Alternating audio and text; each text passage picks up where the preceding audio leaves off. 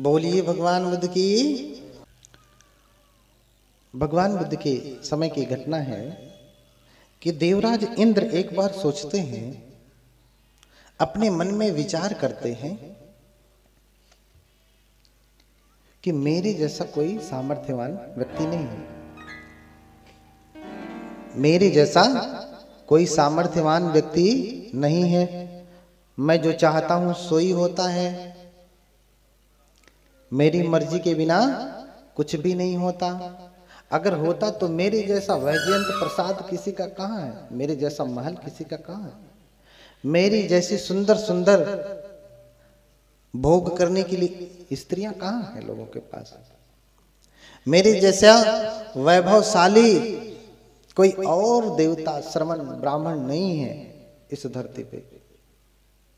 मेरे जैसा कोई शक्तिशाली भी नहीं है।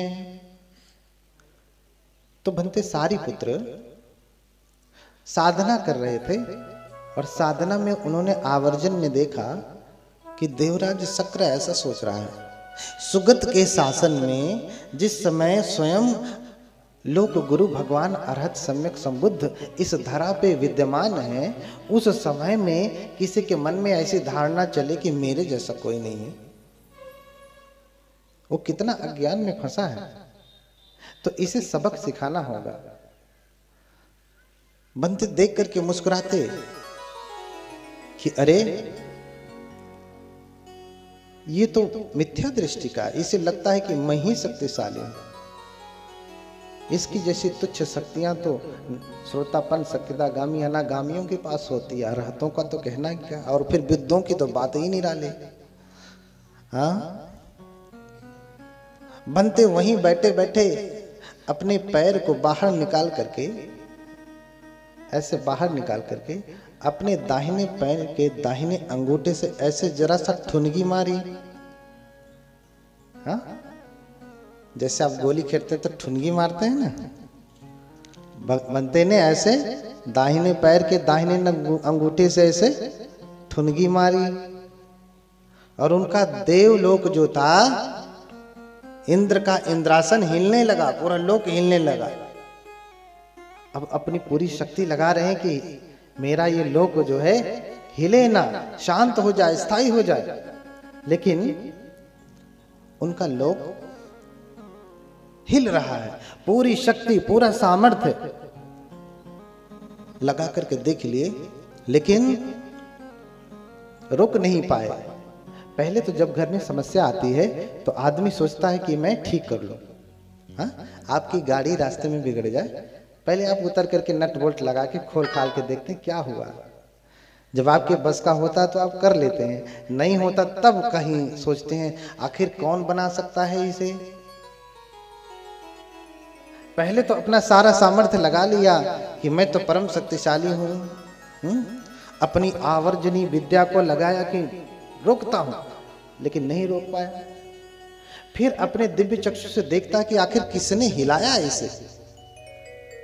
तो अपने दिव्य चक्षु से देखता कि अरे धरती पे बनते सारे पुत्र हैं। उन्होंने अपने दाहिने पैर का दाहिना अंगूठा मार दिया और ये हमारा इंद्रासन हिलने लगा। और फिर वहीं से हाथ जोड़ करके बनते, हाँ, रक्षमाम रक्षमाम, हमारी रक्षा करें।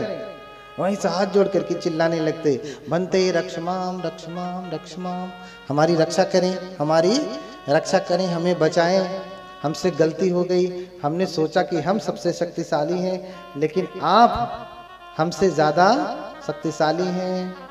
बनते मैं आपकी शरण जाता हूं, बनते मैं आपकी शरण जाता हूं, मेरी रक्षा करें।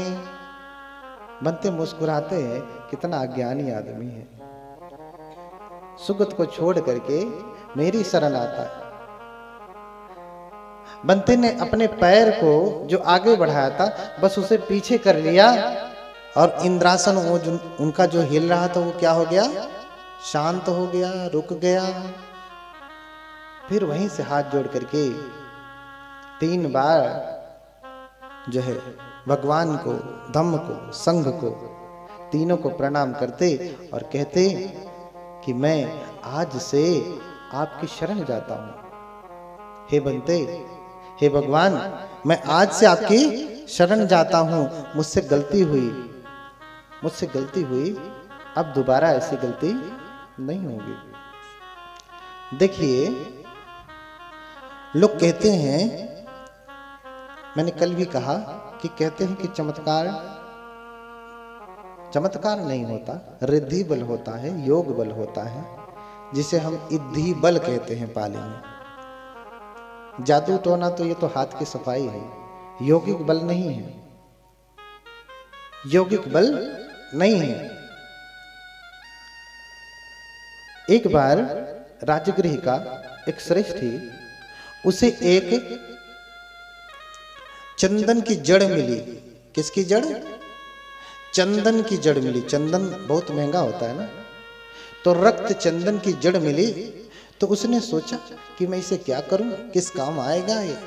किसी और काम में नहीं आ सकता, रगड़ घिस के ही काम में आएगा, चूरा बनाने के काम आएगा, पाउडर बनाने के काम आएगा, इसके अलावा और कोई काम में नहीं आ सकता।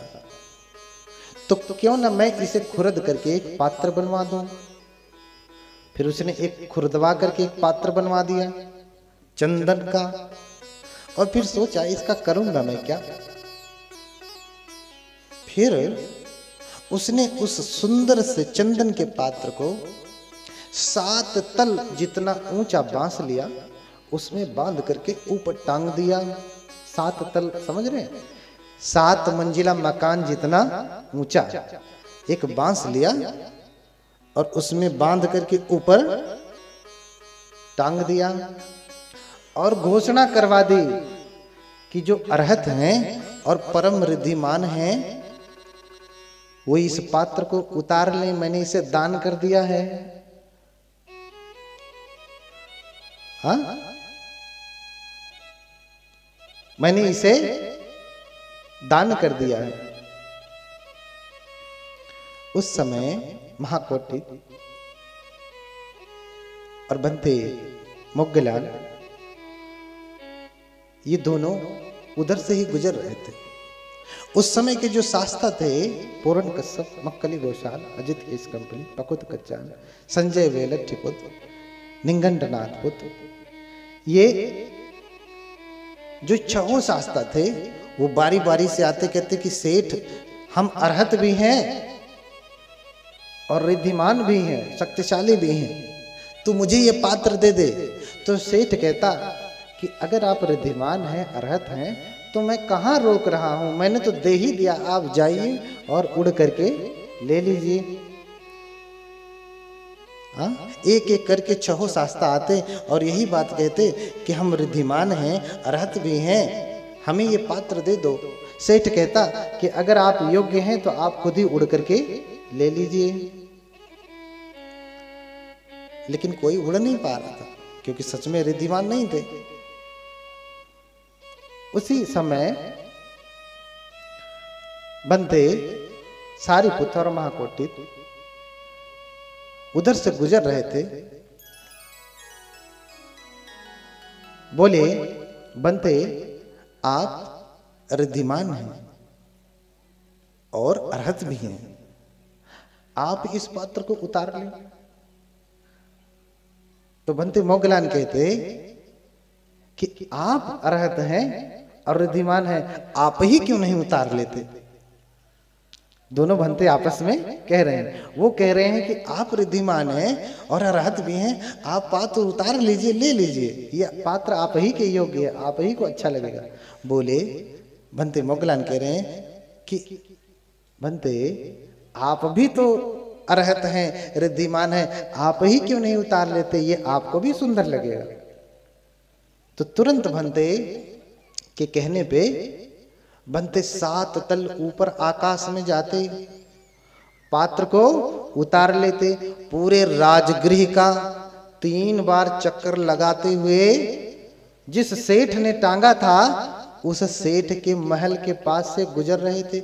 ये देखते ही श्रेष्ठी, उसकी पत्नी, उसके पुत्र सभी अपने महल के ऊपर छत पे आकर के हाथ जोड़ करके खड़े हो गए। बनते यहीं उतरिए, यहीं उतरिए।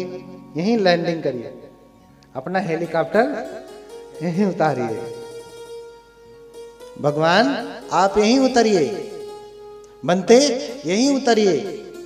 बंते ने उनकी बात सुना और पात्र लेकर के उस सेठ के छत पर उतर गए और पूरे राजगृह में शोर होने लगा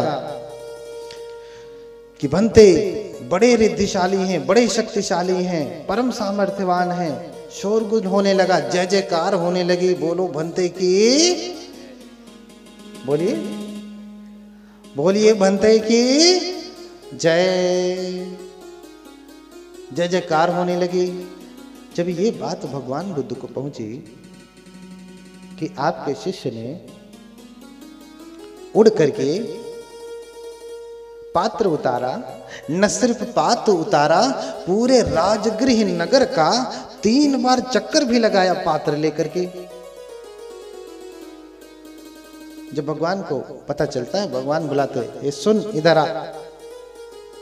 जब कोई बदमाशी करता था, इसे बदमाशी नहीं कहेंगे, जब कोई ऐसी त्रुटि कर देता था तो भगवान बुलाते थे और फिर फटकार लगाते थे। पहले तो पूछते थे, सुनी सुनाई कही कहाई बातों पे वो ध्यान नहीं देते थे। कोई कहता था तो भगवान बुला के स्वयं पूछते थे, क्या तूने सच में पात्र उतारा? बोले हाँ भगवान उतारा। क्या उतारने के बाद 7 बार राजगृह का चक्कर लगाया? बोले हाँ भगवान लगाया।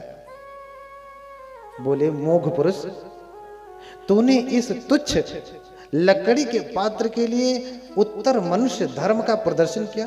भगवान बुद्ध इस रिद्धि बल को उत्तर मनुष्य धर्म कहते हैं। रिद्धि बल को उत्तर मनुष्य धर्म कहते हैं।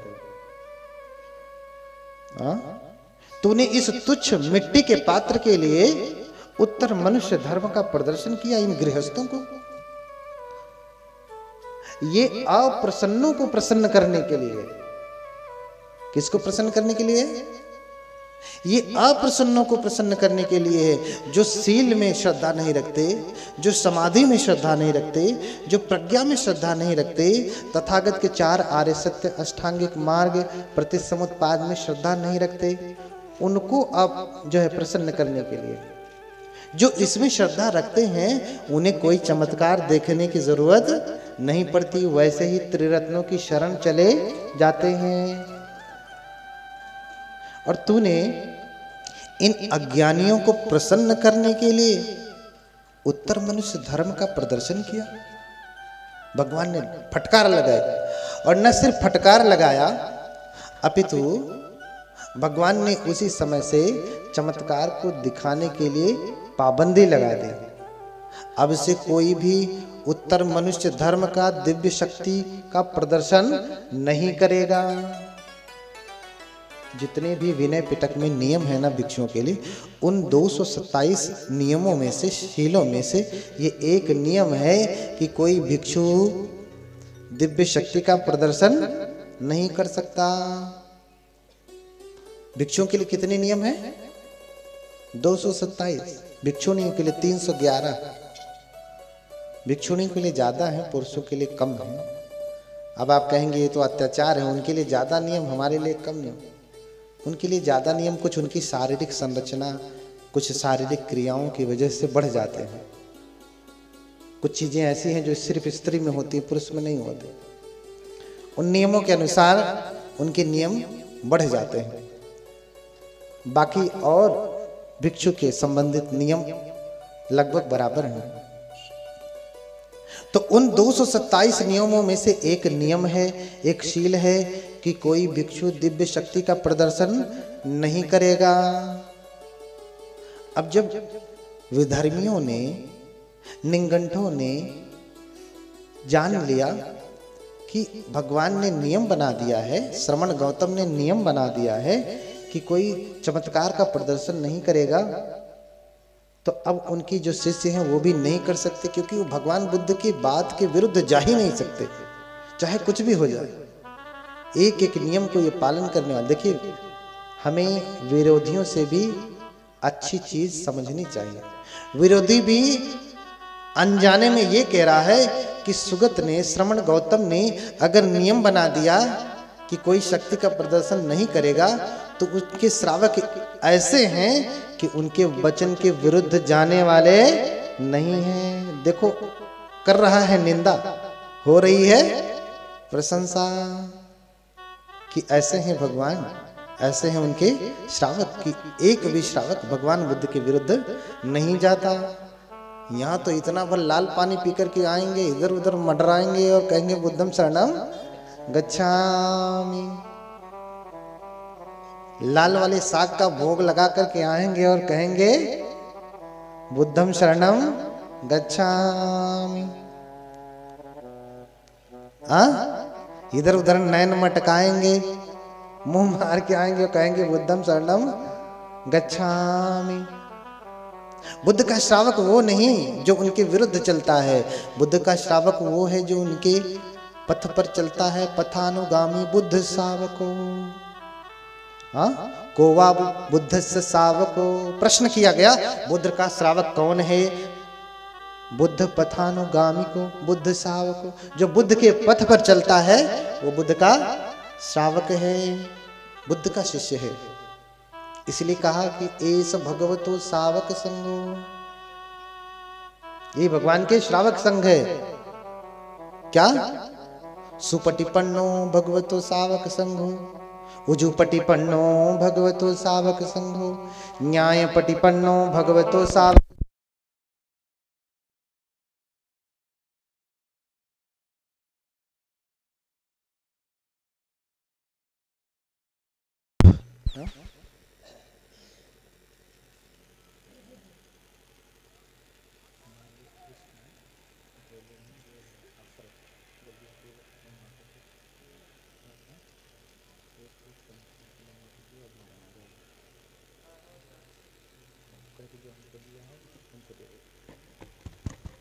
हाँ, ये जानबूझ करके काट रहे हैं लगता है।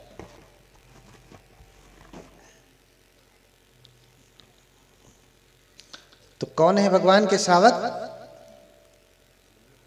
कौन है? सुपटिपन्न है, उजुपटिपन्न है, न्यायपटिपन्न है, सामीच्यपटिपन्न है, ये भगवान के श्रावक संघ हैं। गले भर खा करके आया ये भगवान का श्रावक संघ नहीं है, ये भगवान का श्रावक संघ नहीं है। इसलिए भगवान ने नियम बना दिया कि कोई शक्ति का प्रदर्शन नहीं करेगा,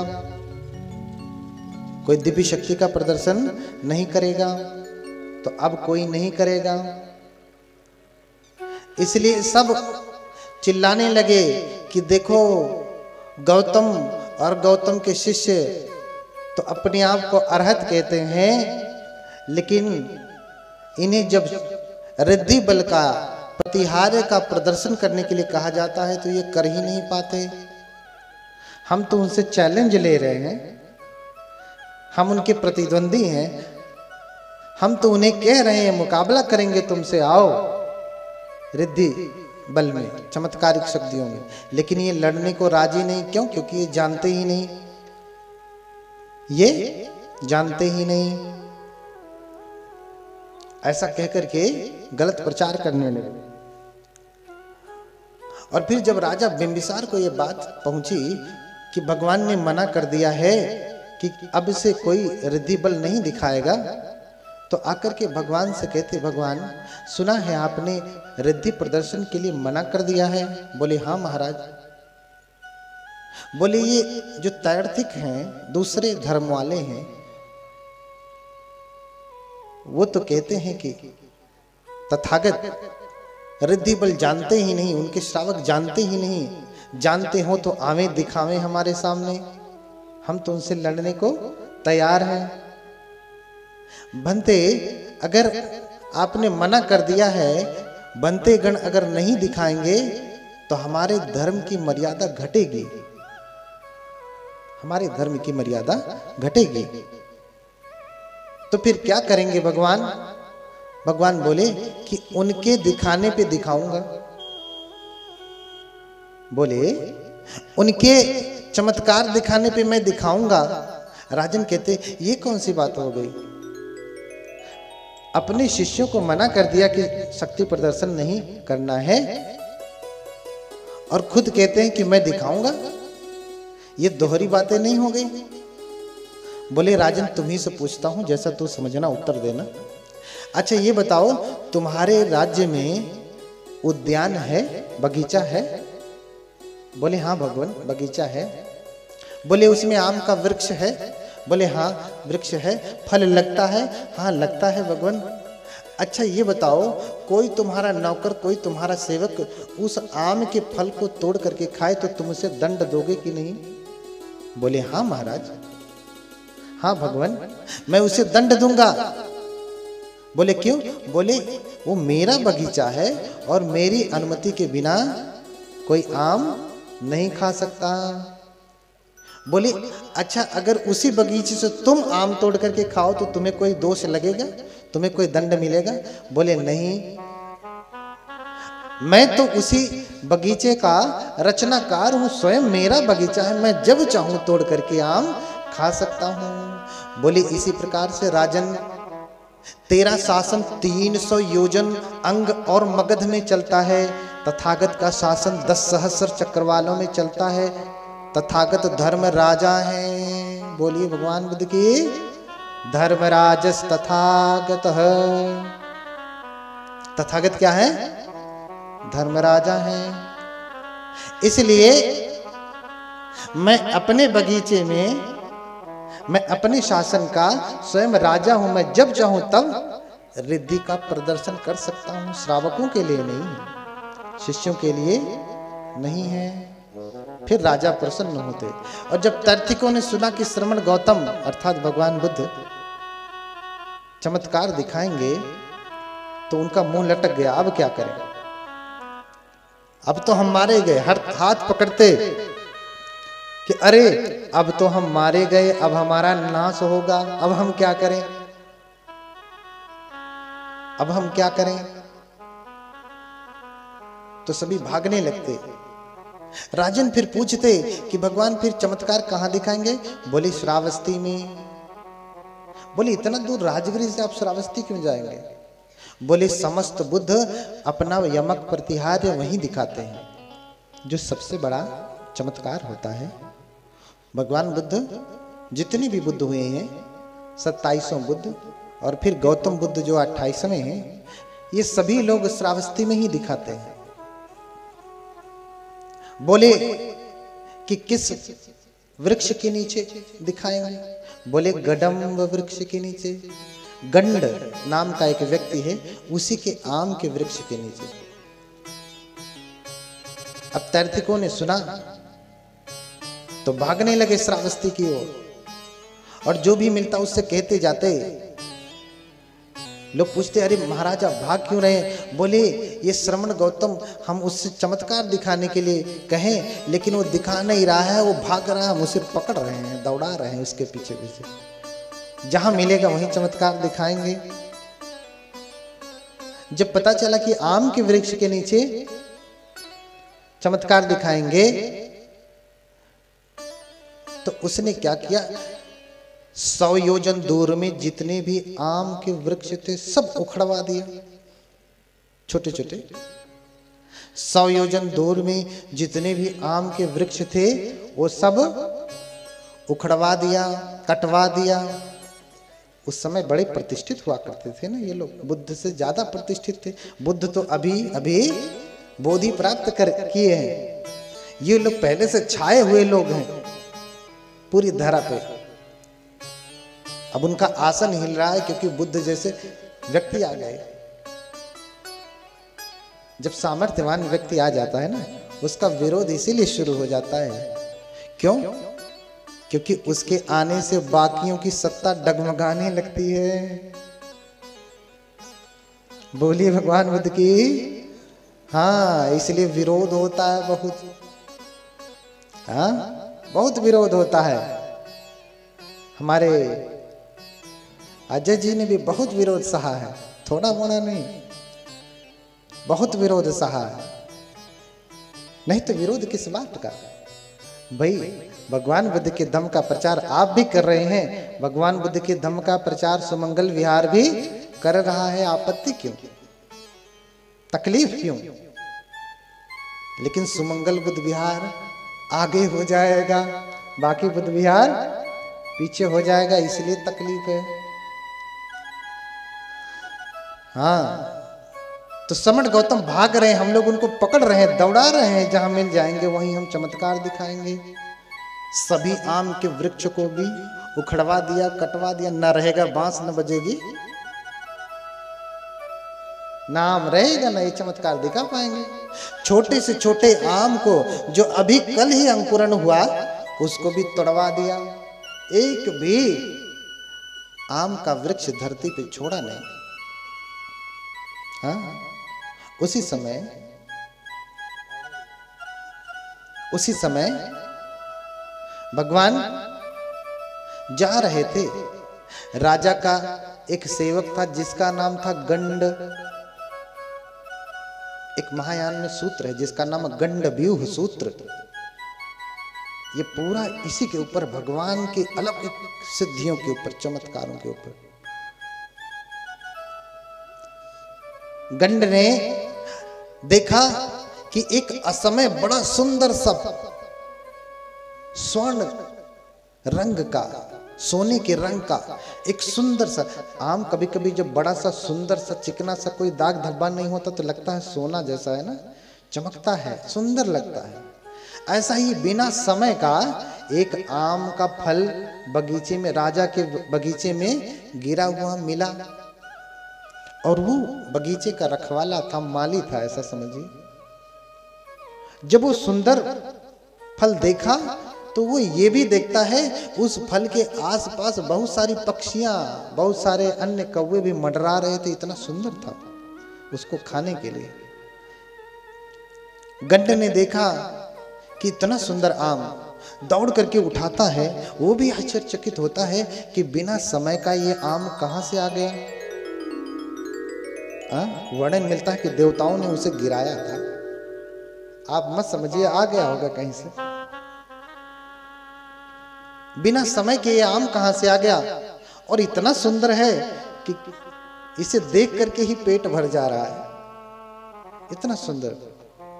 अगर मैं इसे राजा को दूंगा तो राजा मुझे क्या देगा, कुछ धन दे देगा, कुछ प्रसन्न होगा तो और ज्यादा दे देगा, लेकिन इससे क्या होने वाला। मेरे पास थोड़ा धन रहे तो भी मैं मर जाऊंगा, मेरे पास अधिक धन रहे तो भी मैं मर जाऊंगा, मेरे पास थोड़ा धन रहे तो भी मुझे एक न एक दिन बीमारी पकड़ लेगी, मेरे पास अधिक धन रहे तो भी एक न एक दिन मैं रोगी हो जाऊंगा।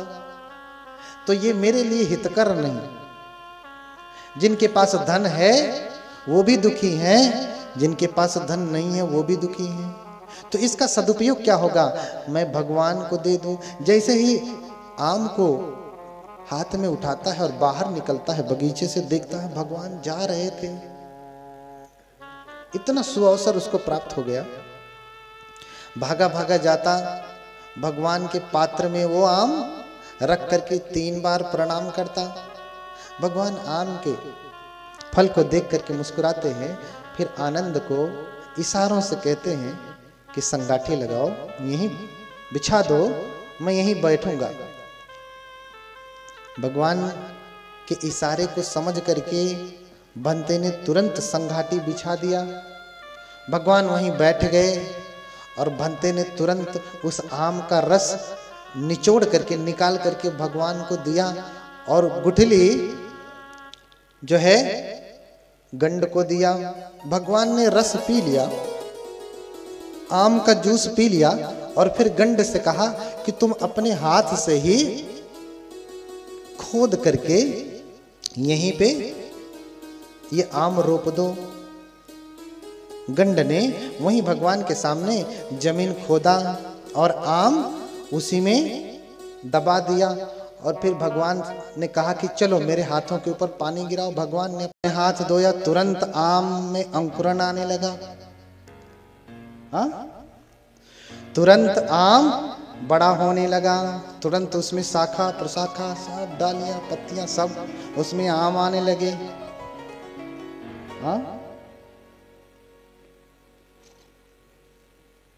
बोलिए भगवान बुद्ध की। तो तुरंत ही भगवान ने जैसे ही उस आम के वृक्ष के ऊपर अपना हाथ धोया, तुरंत आम का वृक्ष तैयार हो गया। ऐसी है भगवान की महिमा। तो चमत्कार मुनि आप दिखाया, चमत्कार मुनि आप दिखाया, आम वृक्ष क्षण में उपजाया।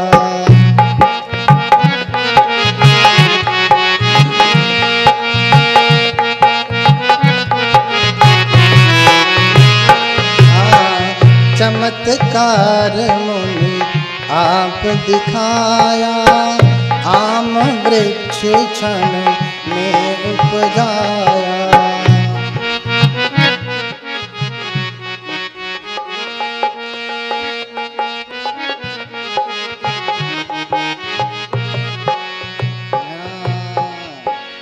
भगवान ने क्या किया? चमत्कार मुनि आप दिखाया, आम वृक्ष क्षण में उपजाया।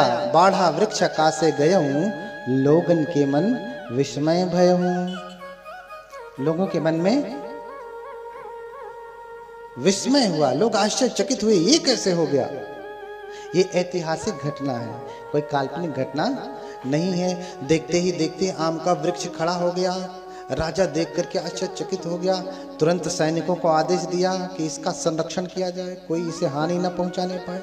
लोग आम के फल को तोड़ करके खा रहे हैं, ये देखने के लिए कि ये सच में असली है या नकली। हाँ? और खा रहे हैं तो आम का फल इतना मीठा कि आज तक ऐसा कभी मीठा फल खाया नहीं, ऐसा कभी मीठा फल नहीं खाया। अब तो उन लोगों की खटिया खड़ी कि भगवान बोले हैं कि आम के वृक्ष के नीचे चमत्कार दिखाएंगे, लेकिन आम का वृक्ष तो सब उखड़वा दिया था। भगवान ने यूं ही चुटकी में आम का वृक्ष उपजा दिया। इधर ये सभी पहुंच करके फिर क्या करते हैं? खैर के वृक्ष की लकड़ियों से अपना मंडप बनवाते हैं। चमत्कार दिखाने के लिए खैर के वृक्ष की लकड़ियों से अपना मंडप बनवाते हैं। राजा प्रसेनजित उस समय आते, बिंबिसार से छोटे हैं राजा प्रसेनजित। भगवान बुद्ध के पास आते, कहते कि भगवान निंगंठों ने तो अपना मंडप बना लिया है, मैं आपका मंडप बनवा देता हूं। बोले नहीं राजन, आप रहने दें, मेरे मंडप को बनाने वाले तो अन्य हैं। बोले भगवान, यहां मेरे सिवा और कोई नहीं है जो मंडप बनाने वाला, आप किसे कहने बनाएगा? बोले मेरा मंडप तो देवराज शक्र स्वयं बनाएंगे। वहीं राजा प्रसेनजित हाथ जोड़ लेते, वहीं राजा प्रसेनजित तुरंत हाथ जोड़ लेते। तब तक स्वयं शक्रदेव आदेश करते वातवलाहक देवता को कि इतना तेज आंधी चलो कि इनका जो मंडप बना है ना, सब उखड़ पकड़ जाए। हाँ, वातवलाहक देवता ने जोरों से आंधी चलाई और उनका जो मंडप था सब उखड़ करके धूल में जाकर के पड़ गया। फिर कहा कि जोरों से वर्षावलाहक देवता से कहा कि इतनी तीव्र वर्षा करो कि इन्हें चोट भी लगे और एकदम से धूल जो है गीले भी हो जाएं। और फिर भयंकर वर्षा हुई, एकदम से गीले हो गए। सारी दरी, सारा पहंडा, जो कुछ भी लगा था सब नष्ट हो गया, सब गीला गीला हो गया। फिर बोले सूर्य देवता से कि इतनी तपन पैदा करो, सूरज से बोले कि इतनी तपन पैदा करो कि ये लोग इसमें जलने लगे। इतनी भयंकर प्रचंड गर्मी सूरज ने दिया कि भयंकर गर्मी से पसीने पसीने होने लगे। फिर से वातवलाहक को बोला कि धूल चलाओ, धूल उड़ाओ, इन्हें धूल धूसर करो। धूल धूसर बादलों ने भूमि को इस भांति घेरा। हाँ, तो पूरा एक तो गीले हो गए, पसीने पसीने हो गए, अब धूलकंड, हाँ तूफान आ गई, पूरा धूल मिट्टी से एकदम लथपथ होकर के मुंह काला हो गया। मुंह क्या हो गया? काला हो गया। अब चमत्कार कैसे दिखाएं? भागने लगे भागने लगे भागने लगे, जोरों से भाग रहे हैं। पूर्ण कश्यप, आपको पता है मृत्यु कैसे हुई? भाग रहे हैं। रास्ते में उन्हीं का एक भक्त जो हल चला रहा था, उसने सुना था कि आज हमारे गुरुगण चमत्कार दिखाएंगे, तो जल्दी से अपने हल बैलों को बांध करके, वो जो नधना होता है ना, उसको लेकर के भागा भागा उधर ही आ रहा था। और देखा कि रास्ते में उसके ही गुरु ही धूल धूसर होकर के भागते हुए आ रहे हैं। तो हाथ जोड़कर कहता, अरे गुरुवर, हम लोग तो आपका चमत्कार देखने के लिए आ रहे थे।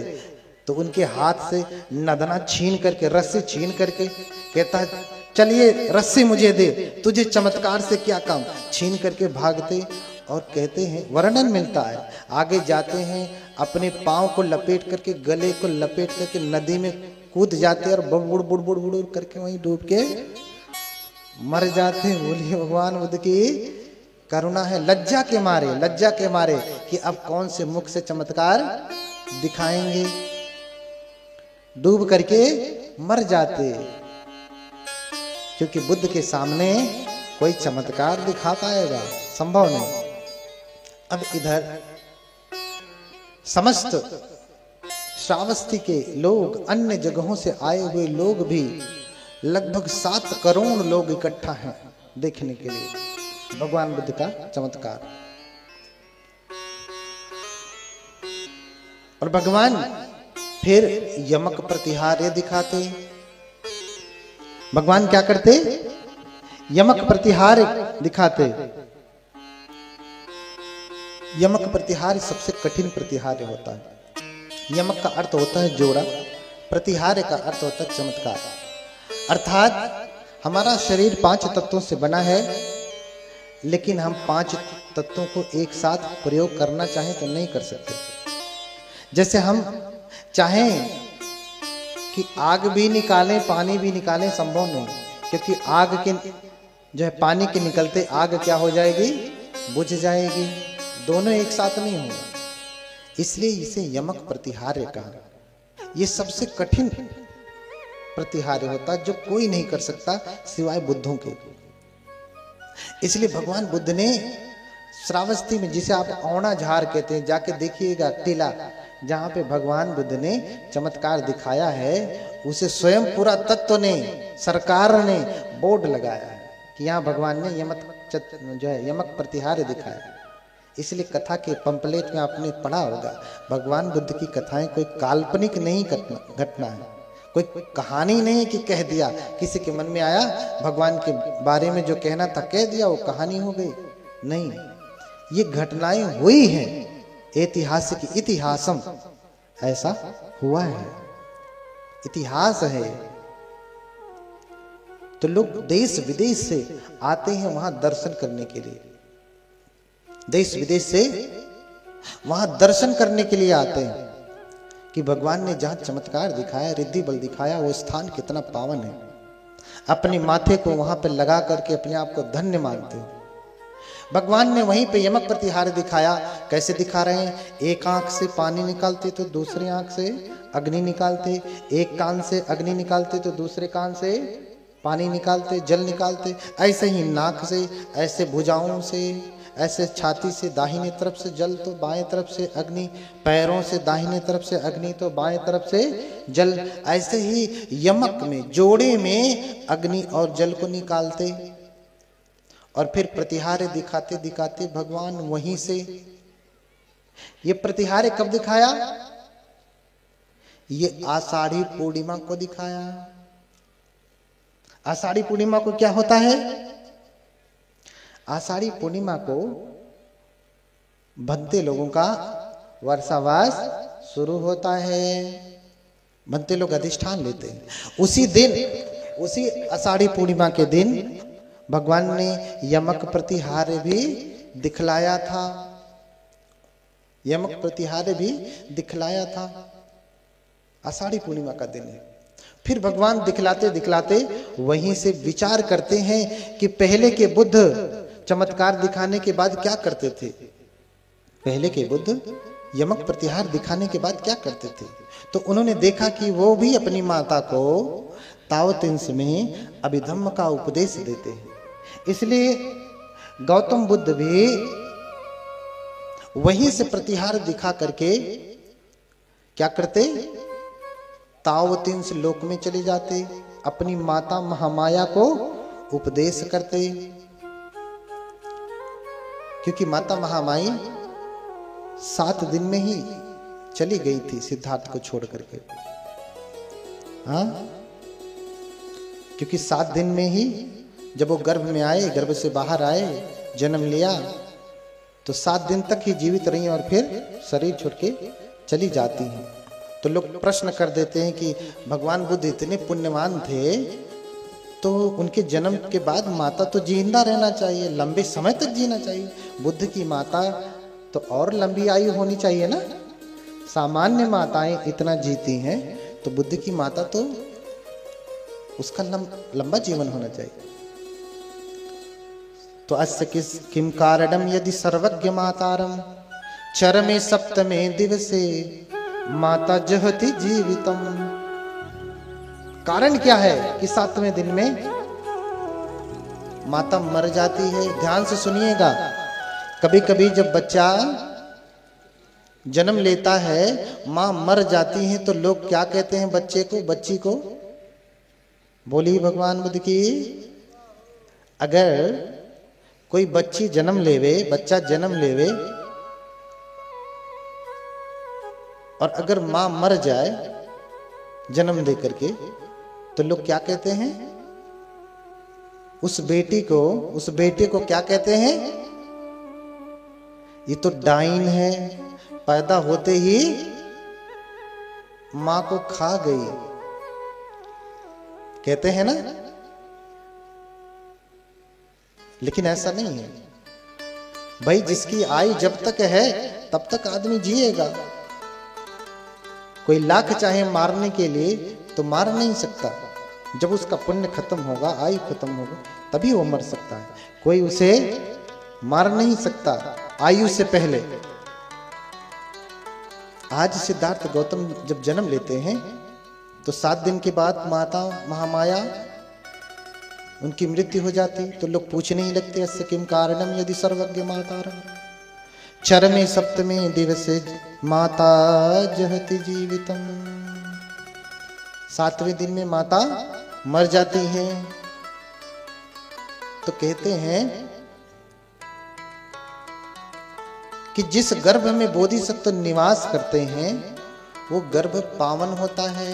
मैंने कहा ना, सभी मनुष्य गंदगी से जन्म लेते हैं, लेकिन बोधिसत्व तो ऐसे समझिए कि जॉनसन्स बेबी पाउडर लगा करके मालिश वलिश करा के बिना गंदगी के साथ पैदा होते हैं, साफ सुथरे पैदा होते हैं, बिना गंदगी के। अचंत सन्न मल कासिकवत कम ही निघित नघतर चारु मणि व शुद्धो। एकदम शुद्ध साफ सुथरे जन्म लेते हैं। क्यों? क्योंकि बोधिसत्व हैं। और जिस गर्भ में बोधिसत्व रहते हैं वो गर्भ चैत्य भूमि की भांति पावन होता है। वो गर्भ फिर दूसरे बोधिसत्व के रहने के योग्य होता है। कोई सामान्य बालक या बालिका उसमें नहीं रह सकती। चैत्य की हम पूजा करते हैं, चैत्य में कौन रहते हैं? बुद्ध रहते हैं, बोधिसत्व रहते हैं। कोई सामान्य आदमी उसमें रहेगा ना। इसलिए चरमे सप्तमे दिवसे माता जहति जीवितम। इसलिए माता अगर जीवित रहेंगी तो फिर उनका संसर्ग होगा, फिर कोई गर्भ में आएगा, फिर ये भूमि उनका गर्भ पावन नहीं रह जाएगा। इसलिए 7 दिन के बाद वो देवलोक चली जाती हैं, तावतिंस देवलोक में चली जाती हैं। सिद्धार्थ गौतम की माता भी तावतिंस देवलोक में चली गई। और देवताओं की आयु बड़ी लंबी होती है। मनुष्य का 100 साल का जीवन, देवताओं का 1 दिन होता है। कितना कितना होता है? मनुष्य का 100 साल का जीवन देवताओं का 1 दिन के बराबर होता है, 1 दिन होता है। समझ रहे ना? और ताओ 300 देवलोक का तो बहुत लंबा है। मनुष्यों का 1000 का जीवन ताओ 300 का 1 दिन का जीवन होता है। इतना लंबा जीवन। और उनका भी 30 दिन का मास होता है और 12 मास का संवत्सर होता है। 12 मास का संवत्सर अर्थात वर्ष होता है। अब यमक प्रतिहार्य दिखा करके बुद्ध कहां जाएंगे? देवलोक में अपनी माता को उपदेश करने। तो क्या करते हैं भगवान? यहीं से कहते हैं कि देवलोक की दूरी उन्होंने 3 पग में नापी है। अब 3 पग कहां पे क्या व्याख्या है आप समझिएगा, कहां से गया। देवलोक की दूरी भगवान ने 3 पग में नापी है। बोलिए भगवान बुद्ध की। 3 पग में 3 देवलोक चले गए। 1 पग धरती पे है, दूसरा पग युगंधर पे रखा। हाँ, युगंधर के बगल में ही सिनेरू है ना। और फिर तीसरा कहां रखा? देवलोक में रखा। अब इतना बड़ा भगवान का पैर हुआ क्या? तो वर्णन मिलता है कि जैसे भगवान अपना पैर उठाते तो भगवान का पैर बड़ा नहीं होता, अपितु युगंधर पर्वत ही छोटा होकर के भगवान के पैरों के नीचे आ जाता। भगवान उस पे पैर रख लेते। एक बात और ध्यान रखें कि भगवान कहीं भी प्रवेश करते हैं तो सर झुका के प्रवेश नहीं करते। जैसे किसी का घर का द्वार छोटा हो तो हम लोग झुक करके जाते हैं ना। और पहले तो बहुत जो छोटे छोटे गरीब लोग होते थे उनके घर का द्वार छोटा बनता था। राजा महाराजाओं का घर का द्वार बड़ा होता था। तो छोटे लोगों के घर में जाने पे सर झुका करके जाना पड़ता था। लेकिन बुद्ध अगर किसी के घर में जा रहे हैं, किसी ने निमंत्रण दिया तो बुद्ध अपने सर को नहीं झुकाते, अपितु द्वार ही बड़ा हो जाता है। बुद्ध सीधे सीधे अंदर चले जाते हैं।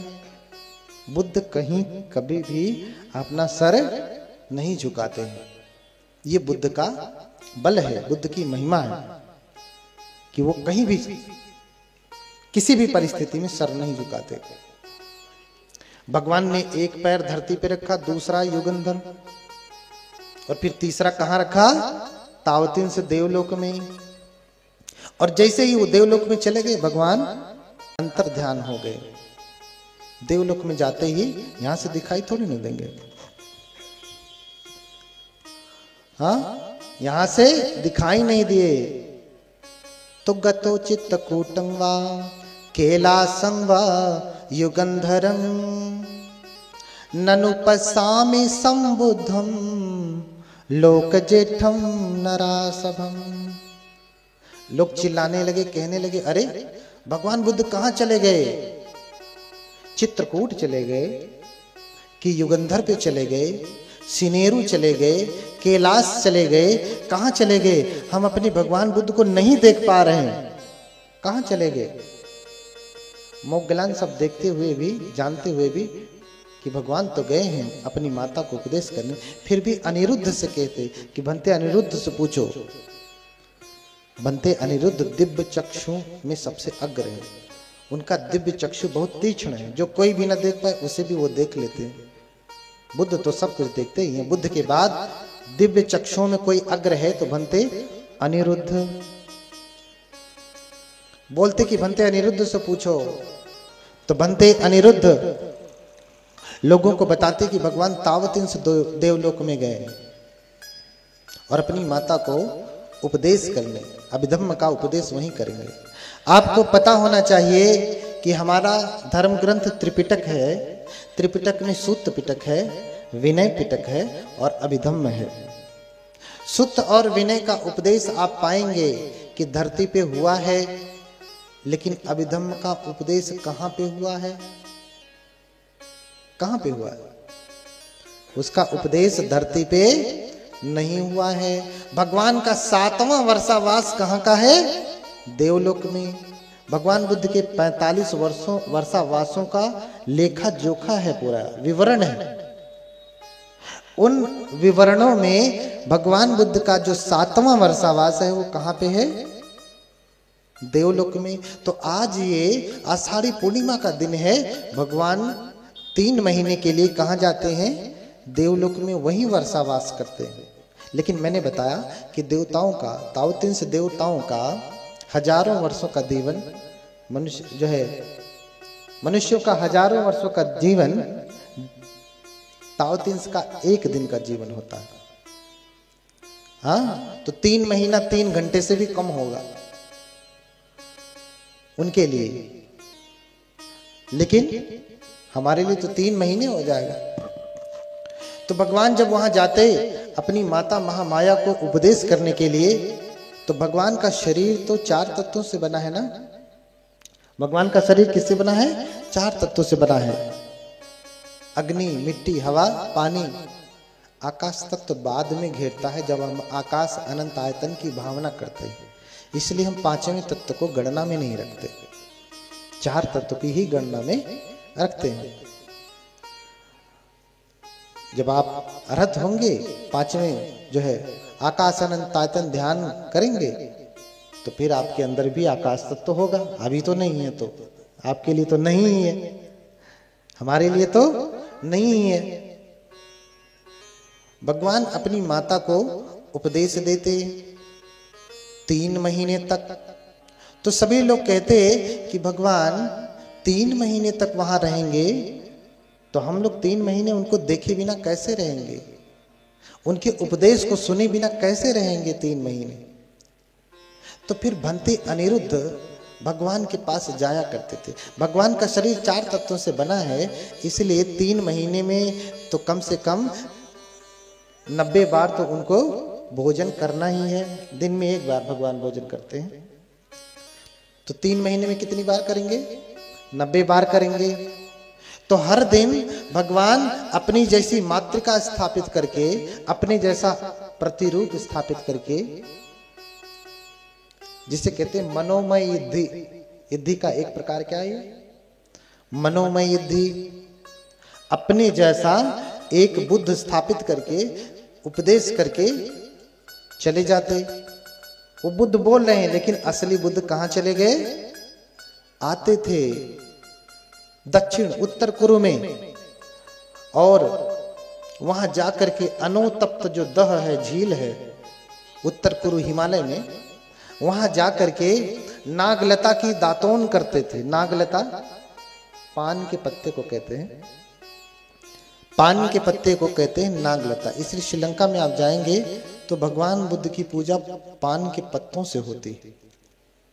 इतना ही नहीं, भिक्षु संघ की पूजा भी पान के पत्तों से होती है। जब कोई उपासक भगवान के पास जाता है तो पान का पत्ता चढ़ाता है।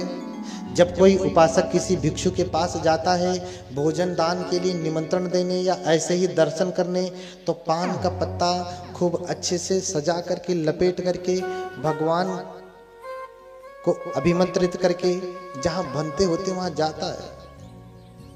वहां भंते को जैसे आप पुष्प देते हैं ना, वैसे वो पान का पत्ता दे करके भंते को 3 बार प्रणाम करके फिर आगे की कार्यवाही करते। तब से तांबुल पूजा प्रारंभ हो गई। भगवान हर दिन आते थे, और आज भगवान ने क्या उपदेश किया है वो भंते अनिरुद्ध को बताते थे। भंते अनिरुद्ध भी उसी समय आ जाते थे जब भगवान उत्तर कुरु से चारिका करके अनोतप्त दह के पास पहुंचते थे। तो फिर भंते अनिरुद्ध को सारी घटना बताते थे कि आज इतना ही उपदेश हुआ। अनिरुद्ध आकर के सभी जनता को बताते। फिर ऐसे करते करते 3 महीने बीता। भगवान ने पूरे अभिधर्म का उपदेश देवलोक में दिया। और फिर जब 3 महीना बीता तो सभी लोग चिल्लाने लगे कि नहीं, हम अपने भगवान का दर्शन करना चाहते हैं। क्या करना चाहते हैं? भगवान का दर्शन करना चाहते हैं। तो अनिरुद्ध भगवान से पूछते, भगवान आपका दर्शन कैसे होगा? बोले इस समय तुम्हारा बड़ा भाई मुग्गलान कहाँ है? बोले इस समय संकिसा में है।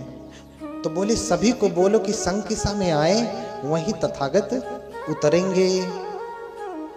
जब 3 महीने पूरा होता है, तीसरे महीने में जो जनता श्रावस्ती में थी भागी भागी कहां पहुंचती है? संकिसा में। और भगवान अभी देवलोक से उतरने वाले हैं संकिसा। तो देवराज शक्र ने आदेश दिया कि 3 प्रकार की सीढ़ी बनाई जाए, एक सोने की, एक चांदी की और एक मणि की, रत्न की। 3 सीढ़ी बनाई जाए। 3 निस्सेनी कहते हैं उसे, निस्सेनी सीढ़ी बनाई जाए, क्योंकि भगवान उन्हीं सीढ़ियों के द्वारा नीचे उतरेंगे। जब 3 महीने पूरा होता है तो एक तरफ सहमपति ब्रह्मा खड़े होते हैं छत्र लेकर के। जिन ब्रह्म को पाने के लिए लोग इतना तप करते हैं, ध्यान से सुनिए माता जी, जिस ब्रह्मा की प्राप्ति के लिए, जिनको खुश करने के लिए आप इतना तप करते हैं, वो ब्रह्मा इस भगवान की सेवा में छत्र लगाए खड़े हैं। हाँ, कैसा छत्र? जैसा भी छत्र लगा था ना, ये तो सामान्य छत्र है। भगवान का छत्र तो स्वर्ण रत्न रजित पूरी तरीके से सुशोभित रत्नों से बना हुआ छत्र। स्वयं सहमपति ब्रह्मा छत्र लगाते हैं भगवान को। तभी से भगवान बुद्ध के जितने भी विहार श्रीलंका, थाईलैंड, बर्मा, म्यांमार में मिलेंगे, उन भगवान बुद्ध के ऊपर आप देखेंगे, ध्यान नहीं दिए होंगे तो देखिएगा क्या लगा रहता है? छत्र लगा है ना। आप ध्यान से देखिएगा, किसी भी श्रीलंकन मंदिर में आप देखेंगे छत्र लगा रहता है। बनते लोगों के ऊपर भी क्या धारण करते हैं? छत्र। स्वयं सहमपति ब्रह्मा जो चांदी की बनी हुई सीढ़ी है बाएं तरफ, उस पे छत्र लेकर के खड़े हो जाते हैं। दाहिने तरफ देवराज शक्र पंखा लेकर के झलने लगते। उनका जो सेवक है, उनका जो म्यूजिशियन है, गंधर्व पंचशिख गंधर्व पुत्र, वो अपनी वीणा लेता है और भगवान बुद्ध के स्वागत में देवलोक से बजाते बजाते बजाते पिपी पिपी पिपी पिपी करते हुए देवलोक से कहाँ लेकर के आता है? संकिसा की भूमि पर लेकर के आता है। बोलिए भगवान बुद्ध की। कहते हैं कि जब भगवान उतरते हैं तो बाकी सभी सीढ़ियां तो अदृश्य हो जाती, लेकिन 7 पदों की सीढ़ियां बची रहती। 1 2 3 4 5 6 7 7 पदों की सीढ़ियां चांदी की, रत्न की, सोने की बची रहती। और जब फाहियान वेनसांग आते हैं, इत्सिंग आते हैं, उन्होंने अपने यात्रा विवरण में लिखा कि आज भी 2 सीढ़ियां तो जमीन में नीचे दब गई हैं, लेकिन 5 सीढ़ियां, 5 पदों वाली सीढ़ियां 1 2 3 4 5 अभी भी जमीन के ऊपर हैं, दिखाई देती हैं, जिससे भगवान बुद्ध उतरे हैं। बोलिए भगवान बुद्ध की। आप उनकी यात्रा विवरण में पढ़िए, उन्होंने अपनी आंखों से देख करके लिखा है, किसी के कहने पे नहीं लिखा, देख करके लिखा है आंखों से। तो वैज्ञानिक लोग जो उन्हें अच्छा लगता है वो कहेंगे वेनसांग ने ऐसा किया, वैसा किया, और जो ऐसी महिमा वाली बातें वो कहेंगे कि तो मिलावट है। भैया जब तुम इसको मिलावट कह रहे हो तो वो कैसे असली होगा जो तुम कह रहे हो? वो भी तो मिलावट होगा ना। बोलिए भगवान बुद्ध की। सभी श्रावस्ती वासी